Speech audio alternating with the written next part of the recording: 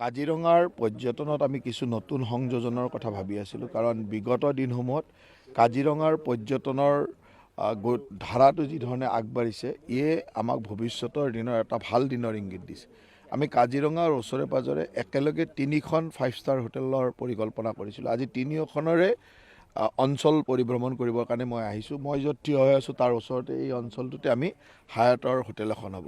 হায়াত গ্ৰুপে ইয়াত এখন হোটেল কৰিব বিচাৰিছে। তাৰপিছত অলপ আগত গৈ হাতীখুলি বাগানৰ ভিতৰতে তাজ গ্ৰুপে এখন হোটেল কৰিব বিচাৰিছে আৰু জখলাবন্ধাৰ ওচৰত কেলিডন যিটো আমাৰ টি গাৰ্ডেন আছে তাৰ কেম্পাছৰ ভিতৰত যিটো গল্ফ কোৰ্ছ কয় এই গল্ফ কোৰ্ছৰ লগতে তাজে এখন তাতো 5 ষ্টাৰ হোটেল বনাব বিচাৰিছে। গতিকে 2খন তাজৰ আৰু এখন হায়াতৰ 3খনকৈ হোটেল কাজিৰঙাৰ কাৰণে মুখ্যতঃ কাজিৰঙাৰ পৰ্যটন ক্ষেত্ৰখনৰ কাৰণে আহিব আৰু কাজিৰঙাত যিটো হাৰত পৰ্যটক বৃদ্ধি হৈছে আমি আশা ৰাখিছোঁ যে এই পৰ্যটকটো আমি হাই এণ্ড টুৰিজিমলৈ নিব লাগে কাৰণ ইয়াত আৰু ইয়াতকৈ বেছি পৰ্যটক এবজৰ্ভ কৰিব নোৱাৰিব এইখন বন্যপ্ৰাণীৰ কাৰণে আৰু ইয়াত যদি বহুত মাছ টুৰিজিম হয় তেতিয়া আমাৰ যিটো বন্যপ্ৰাণীৰ কাৰণে যিটো পৰিৱেশ থাকিব লাগে সেই পৰিৱেশত হয়তো ক্ষতি হ'ব। সেইকাৰণে আমি ইয়াৰ পৰ্যটনটো হাই এণ্ড টুৰিজিমলৈ নিব বিচাৰোঁ য'ত আমাৰ ৰেভিনিউ বেছি আহে।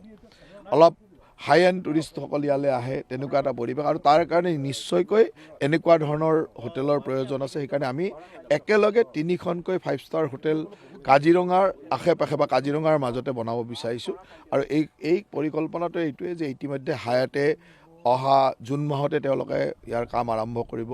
ঠিক তেনেকৈ মই তাজৰ লগতো কথা পাতি আছোঁ যে জুন মাহৰ ভিতৰত যাতে 3খন হোটেলৰ কাম আমি আৰম্ভ কৰিব পাৰোঁ আৰু এইবিলাক প্ৰাইভেট কোম্পানী গতিকে সিহঁতে অত্যন্ত সোনকালে কাম কৰিব। কেৱল আমাৰ লক্ষ্যটো হ'ল যে আমি 3খন হোটেলৰ কাম যাতে শিলান্যাস যাতে জুনত বা জুলাইত কৰিব পাৰোঁ তাৰ গতিৰে আগবাঢ়িছোঁ কাৰণ তেওঁলোকৰ লগত চৰকাৰৰ MOU ইতিমধ্যে হায়াতৰ হৈ গ'ল।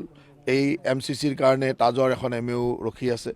4 তাৰিখে MOU শেষ হ'ব লগে লগে আমি সেইখনো মানে আমাৰ MCC শেষ হ'ব লগে লগে 4 তাৰিখে আমি এইখনৰ MOU কৰিম। গতিকে মই ভাবোঁ যে জুন মাহৰ ভিতৰত বা জুলাই ফাৰ্ষ্ট উইকৰ ভিতৰত আমি এই 3খন হোটেলৰ আধাৰিলা কৰিব পাৰিম। এতিয়া এখন তুমুল প্ৰতিদ্বন্দ্বিতা হৈছে আৰু এখন আমি নিজিকো বুলি ক'লেও ভুল নহয়।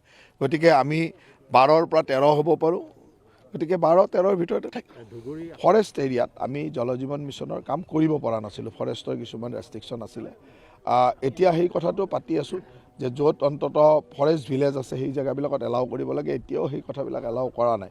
গতিকে এনেকুৱা নহয় যে কাম যিহেতু চলি আছে যেতিয়া হেণ্ড অভাৰ কৰি ৰাইজৰ ওচৰলৈ গুচি যাব কাম কৰা আৰম্ভ তেতিয়া সফলতা বিফলতা এতিয়াতো ক'ব গ'লে ট্ৰায়েলে কাৰণ এতিয়াও কণ্ট্ৰেক্টৰবিলাকে নিজৰ ব্যৱস্থাৰে চলাই আছে। আমি